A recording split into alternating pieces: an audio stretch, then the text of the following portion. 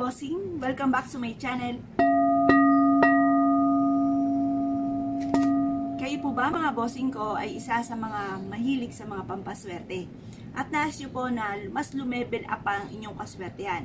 Or ang dami nyo mga pagsubok na pinagdadaanan, kagaya ng away-away sa loob ng inyong tahanan, kayong dalawa ng inyong karelasyon, ng inyong pong mga anak, or kung sino man po yan na isang compound po kayo na talaga namang walang katapusan ang pag-aaway. Ngayon po mga bossing, pwede nyo siyang gawin. Ganon din po mga bossing, kung lubog ka sa pagkakautang at nais po na kaagad kayo makabayad. Or kaya po mga bossing ko ay tambak-tambak ang mga problema nyo, samot-samot na ang dami-dami maging sa inyo po trabaho mga bossing, na parang feeling nyo ay paborito kayo ng kamalasan or kaya po ay pinagsakluban kayo ng langit mga bossing. Subukan nyo po ito. Dahil makakatulong po ito upang sa ganon magbabay ka na sa mga problema nyo pong yan.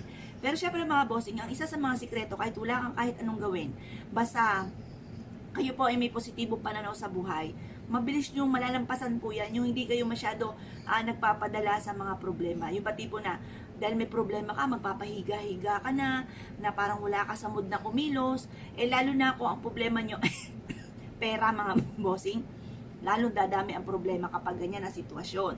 Kaya kailangan kung problema po ninyo ay pera, laban lamang sa hamon ng buhay. Huwag kang tatamarin. Pwede magpahinga pero hindi matagal. Ngayon pa mga bossing, kasi kailangan pong kumayod, lalo na problema ay pera, lubog sa pagkakautang. Kailangan mong magsipag sa pagtatrabaho, magtiyaga. Ganun talaga mga bossing, kasi wala namang isang click lamang ay may pera ka na. Yan ay pinagtatrabahuhan talaga mga bossing.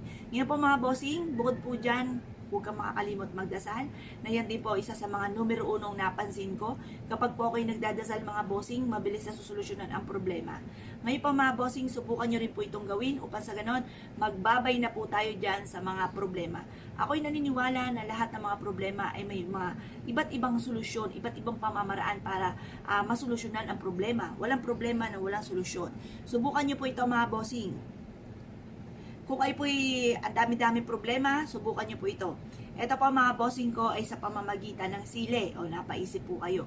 Kasi ang sili ay kulay pula or kaya ay green. Ang pula, nagtataboy ng kamalasan, nag-a-attract ng swerte. Ang green, for money at for kalusugan po yun. Ang anghang ng sili ay siyang mabisang pantaboy ng kamalasan. Kaya kung kayo po'y minamalas, subukan nyo po ito mga bossing. Ilagay ito sa isang maliit na baso, sa shot glass or sa isang baso. At pagkatapos mga bossing ko, mag-wish ka lamang na mawala na mga kamalasan po ninyo. Mula sa puso ang pag-wish ko, anong binubukan ng bibig, ay siya rin po tinatakbo ng ating pong isipan. At mapapasin ninyo na mas magiging magaan ang daloy ng swerte matapos nyo po itong gawin. Proven po ito. Kung kayo man ay parang nanlalamig na ang samahan ng pamilya, kayong dalawa ng inyong karelasyon, ay pananatili nito ang anghang ng pagsasama mga bossing at magtataboy ng kamalasan. Kung ito po ay natuyo na, yung sobrang tuyong-tuyo na, itapon nyo po ito or ano nyo po sa gawin yung binhi sa matabang lupa. May sisibol na sili po dyan. Sa susunod, hindi na po kayo bibili ng siling labuyo at meron ka ng tanim ng sili.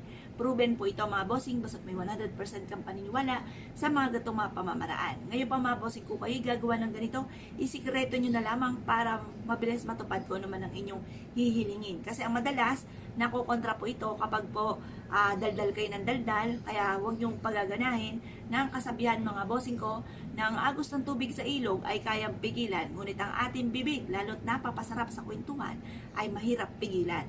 Ngayon pa mga bossing ko, kayo po naniwala siya, subukan nyo po itong gawin at good luck po sa ipo lahat.